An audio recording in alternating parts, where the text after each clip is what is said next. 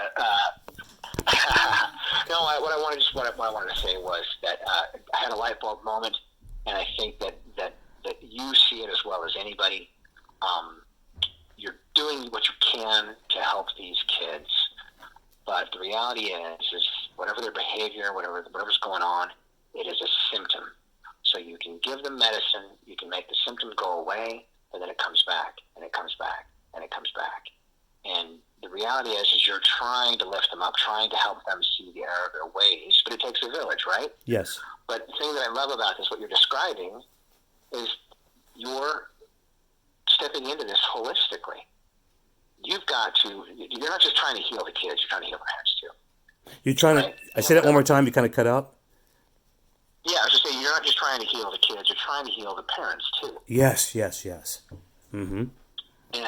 And I can only imagine the spectrum of people. You're going to find people who are exceptional. You're going to find healthy, married adults that have kids with little behavior issues. You're going to find single moms, maybe even single dads, that are neglectful and totally not present. I mean, I would imagine you ran the gamut and seen all of it, pretty much, right? Yes. Yeah. So, anyhow, I just sorry, I didn't mean to interrupt because now, so you're fairly active in King County, right? Do you have any other counties that you're working with? We just expanded into Pierce. Okay, so King County, Pierce County, and now you're Auburn County. Where is that? Well, Auburn's not a county. Auburn is a city of King County. So we support currently 13 school districts, including the Seattle School District. And now we just launched on to 6 school districts in Pierce County. Our contract starts this year. How is your funding going? I haven't been quibbling over funding. I'm making a pretty decent income now. I just between you, if things go right, I'll make about $130,000 this year, which is probably, it's probably I would say, it's not going to buy me a house. I'm too far behind to ever have that dream, but I certainly can feel comfortable in life. I'm involved in a new relationship. I got a new stepson. So me and Bonnie are no longer together. That relationship, I couldn't deal with the toxicity there. My sons are all grown. We're still great friends. As a matter of fact, I help her out with her rent. I give her about $700 a month and other expenses just to kind of make sure she's stable and supported. I just recorded some wisdom from you because I'm trying to track out some really good openers for my presentation. This particular summit could bring in lots and lots of people. So I want to really be able to provide them with some content, but let the parents go home with something. So I've incorporated a lady by the name of Ashley Slater, who's going to run my Love and Logic piece. I will send you her flyer. I thought that when the Auburn School District said they were going to be hosting a summit under Love and Logic, I immediately looked at all the websites around Love and Logic because it's a parent summit. And I realized, wow, this would be pretty nice to help them out with. And then they came back and says, Mr. Dorsey, we've decided. We understand you're looking to expand. The work you've been doing is incredible. You came here to Auburn High School. You've been working with 40 of our young men, and we see measurable results. You gave them all UTB hoodies to put on. They walk with them proud, and they are making measurable results. So we would like for you to host a summit, and we'll call it the Unleash the Brilliance Parent Summit. And we're going to advertise it not just for our school, but for the entire Auburn School District. We have board of directors, we have superintendents. We're going to provide a free breakfast, and we're just going to let you take over. So I thought, wow, to really honor this opportunity, I thought I should look for somebody that would help me really score big on the Love and Logic. And Bonnie works for a woman who is a Love and Logic professional. So she offered to give a 1 hour and a half Love and Logic interactive presentation. So I'll open up for the first 15 minutes. I'll invite some of the deans of different schools I support to come and speak. And then I'm going to let my partner under Unleash Your Brilliance take over.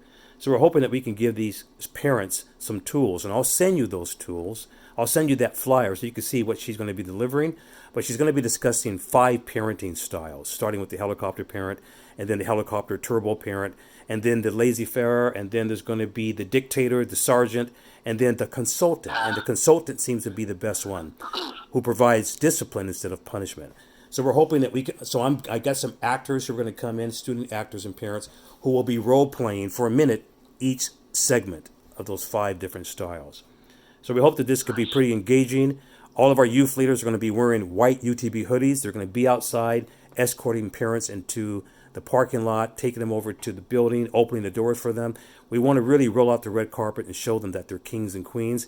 And the name of this game is to help our students to be able to really look at a different love and excitement with their parents. And at the same time, help parents navigate the road. Because in all candor, I was thinking last night, I'm driving down, I have to navigate being a defensive driver so I don't crash. Well, I think parents have to do that too. They have to navigate their lanes, stay in their lanes, so that they don't crash with their kids. We have to be doubly defensive drivers. So this love and logic piece, I think, is going to be pretty thrilling, and I think it will be, I think it will offer parents a slight edge. So given that, you just said something to me when you started out. I don't mean to push you on this one. You mentioned a few words, and I'm going to use those words in my presentations. I think it really hits it. I didn't get it until you called. So every time you call, you always give me content. And this particular Saturday on the 8th, I'm going to need some really good content to wow these parents and the superintendents, because we really want to exercise it. We know what we're talking about. We mean business, but I don't have 1,000 facts. I'm not that professor or master's degree person who's going to be able to get up there and sound factual. I'm going to have to just let them know this is who I am. This is what happened to me. It's not what's wrong with your kids. It's what happened to them. We have to get to the point of origin and figure out what happened. So when you started talking about it's a symptom, I thought, wow, that would be something really nice to add. So thank you. Thank you. If you can think of anything else that you think parents might benefit from, I definitely will use it in this presentation. Well, but it's kind of like kind of see it in schooling all the time, because parents get in this space where they think they can just drop their kids off at school and trust that everything's perfect. Yes. You know, and certain parents, you know, they rely on it a little too heavily, or they're too comfortable with it. You know, which is, you know, I think about the classic, you know, stereotypical, especially like in the 70s or 60s, or when we were growing up. You know, I mean, gosh, you know, fathers barely said "I love you" to their kids, let alone were they present. You know, when it came to school, they, you know, how often did they show up for, you know, parent-teacher conferences and things like that? It was all in the mom. You know, and so, but there's still, in this day and age, there's still that sort of, you know, laziness where people just want to wash their hands of their kids from 9 to 3, you know, or 9 to 4 in the afternoon, and that's when their latchkey kid comes in, right? See, because then it's 9 to 6, right? So they work their job, and they get a call from school, and to some of them, it's a complete inconvenience, right? You know, always acting up, knock that shit off, son or daughter or whoever, right? You know, there is that component to it, when the reality is it's got to be a team effort. You can't have discipline happening in school place and then having the wheels come off the moment they get home. Yes. Right? How can you expect your child to respect the person in front of the classroom and treat them right if they haven't figured out how to do that at home? Yes. You know, and there's you know, and again, it's there's an aspect to it that seems like a treadmill, like you're always going to be fighting this battle. But it's obviously, Terrell, and buddy, dude, I'm so freaking grateful to, number one, to call you friend. How do I say this? I always, I'm proud of you, but I don't know how to quite say this. In other words, I've been a friend. I haven't been instrumental in what you've created, right? When you think of pride, when I think of my pride, when you think of your pride in your children, that's very different than the pride I feel towards you. Because in the end, there's no better word to describe it. You know, you have followed your heart, and it has. Honestly, I think it's probably shaved 10 to 15 years off of your biological age. You know, I don't know, how old are you now? I'm 64. I turned 49 a couple weeks ago. You got a long ways to go, man. So, I know. Well, but honestly, you inspire me. I'm like, if you're 64, I'm going to be a badass in 15 years. I love it. Well, you have no idea. So you just gave me more confidence than you can imagine because I've always told you this, Sean. Every time I speak with you, you always improve my sense of the English language. You always give me more words to be able to latch onto to use in the future. And what has transpired today, I got you on recording. I'm at 10.11 minutes. I'm glad that I'm able to extract some of the science of youth development. I mean, these are just baked in your DNA. And this call that you just gave me was meant to happen, Sean, because I will have more value on that stage, thanks to you, than I would have had if I just walked my little puppy outside, got in a car, and went to the store, got some bills paid, and came back and resigned myself to my script. I created a script. I'm going to send it to you so you can kind of see where I'm at. Just to kind of have a sense, but I think that script was built because I didn't really have much else. I wanted to have something, a good opener, and I thought maybe if I could start out by saying, imagine this, and I'm going to send you what that imagine this means, and you can look at it. And that's my opening. Then I would kind of talk about myself and show my credentials and maybe show a couple of PowerPoints pages. But that would be about it. But I think that what you just gave me today will give me a lot more emotional equity for those parents I'm going to be talking to. I've always been in your fan club, buddy, and if you ever need a reminder of the path you're on, because I think what happens is that during the course of wrestling with all the details and fighting fights at certain levels, and sometimes you find yourself bogged down in the noise of life. It's really hard. You've got to. It's kind of like trying to raise your head above the smog to see the city. Yes. And you just can't see with clarity. And I think maybe I don't know if you meditate much. I encourage you to do that every day, only because it gives you a chance to still yourself and remind yourself what your purpose is. You said it gives you a chance to still yourself and to remind yourself. Is that what I heard you say? Or did you say to steal, like STILL? Still, to quiet yourself, yes. To quiet yourself, great. Yourself. Great. There's in communications, there's they call it the signal to noise ratio. Are you familiar with that term? I am not. So the fascinating part about signal to noise ratio is that it's a reminder that life is incredibly subjective, right? Truth is subjective.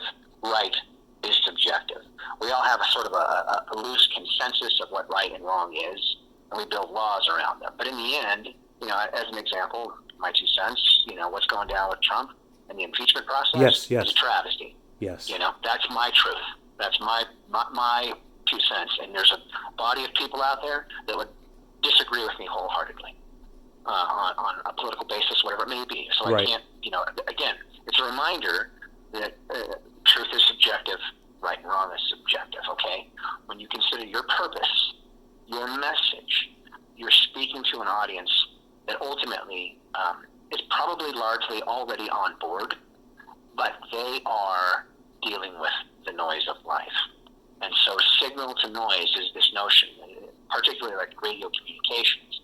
You have the actual transmission, and then you have all the other things that are competing at that same frequency, all the other radios that are broadcasting at that same frequency, right? There are multiple ways to overcome signal to noise ratio, because in the end, you want your signal to cut through like a scalpel, right? You want it sharp. You want it to land, precisely where it needs to go as far as in the hearts and the minds of your audience. Yes. Right. And so in that regard, that's why it's so precious to be kind of concise, to get to the things that matter, right? But you're competing with the noise of their morning, of their day, of the 15 things they're worried about that are at home, of the broken pipe that happened earlier that day, or all the flat tire, right? You've got to compete with that. And what's fascinating is as the presentation goes on, you're going to slowly but surely garner their attention, and then there'll be folks that'll be present as well, and that's when your signal is strongest.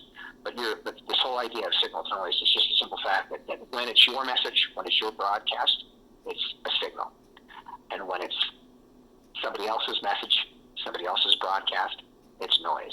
Because ultimately that's competing with what you have to say. Does that make sense? That does make sense. Wow, that is very. Well, I want to say I love you, Sean, and I appreciate. I'm going to go ahead and get your name attached to this number immediately in my new phone, so I don't ever have to say, "Who is this?" That would be disrespectful on the highest level, especially after this conversation.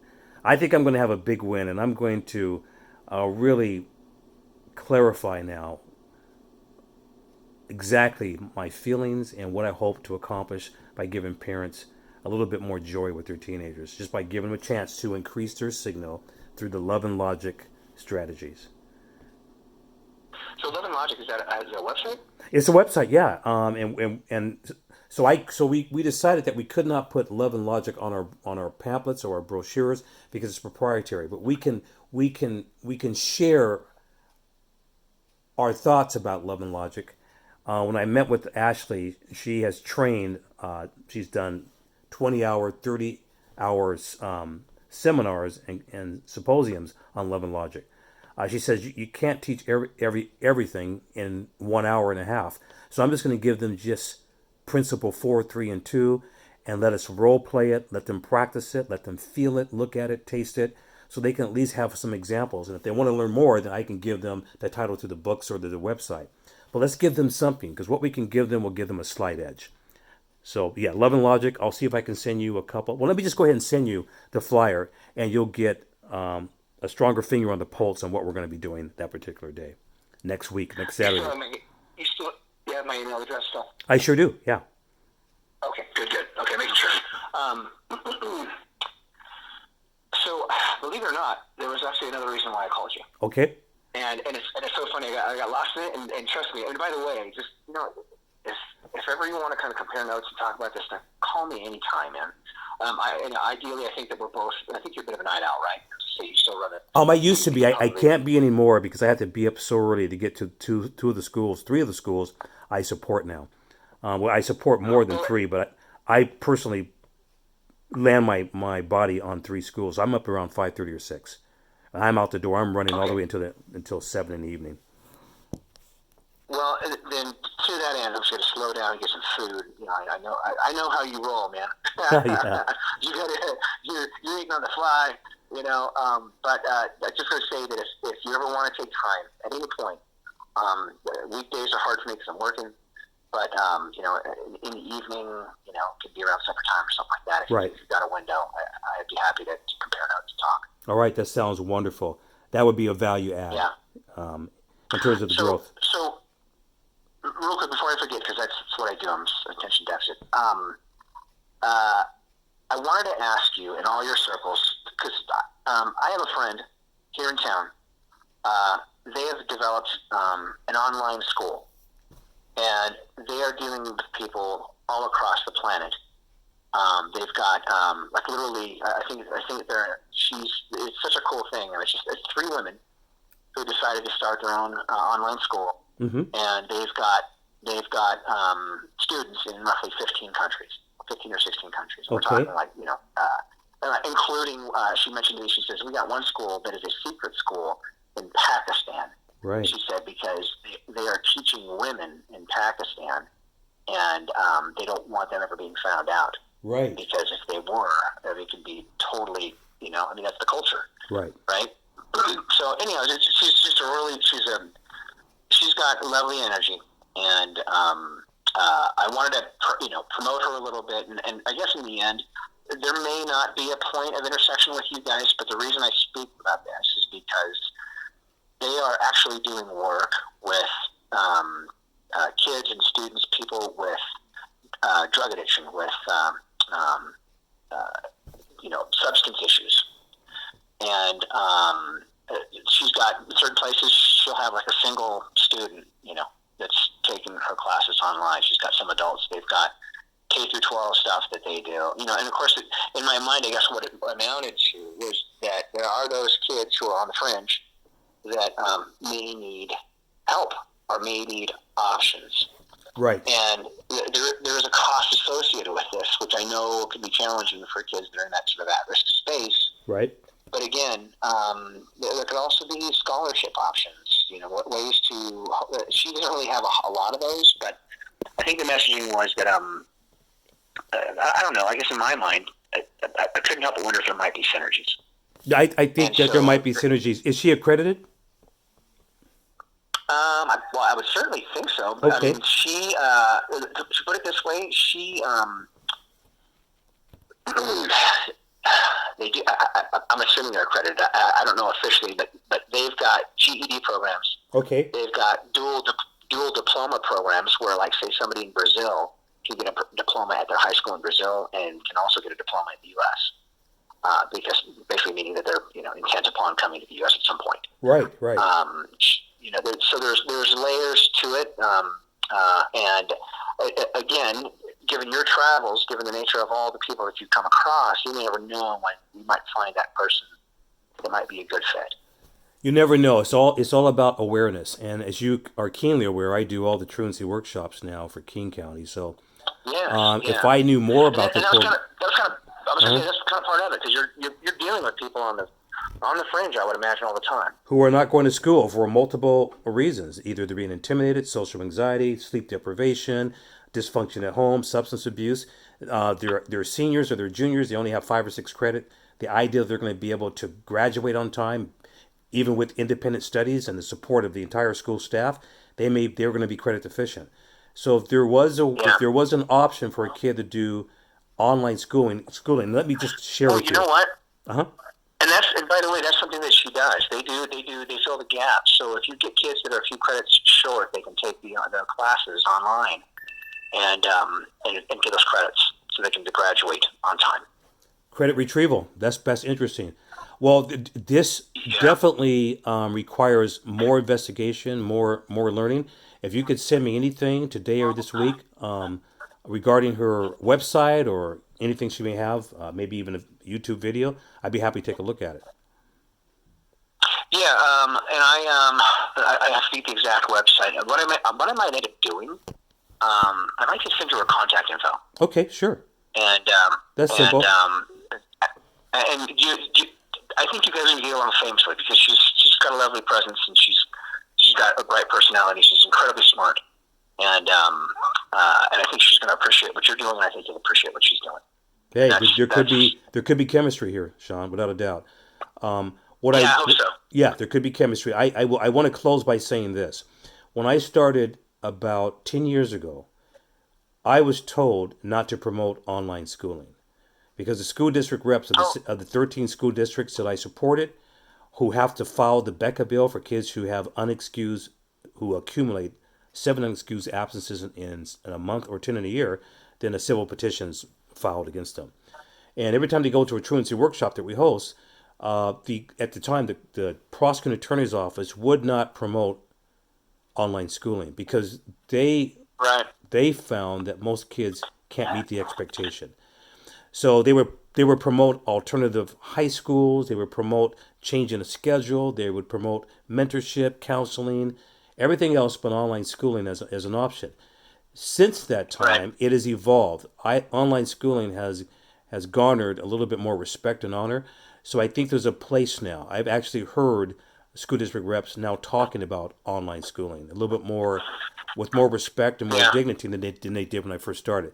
So I'm open to definitely having her contact information to see how robust of a program she has, particularly for acquiring a GED.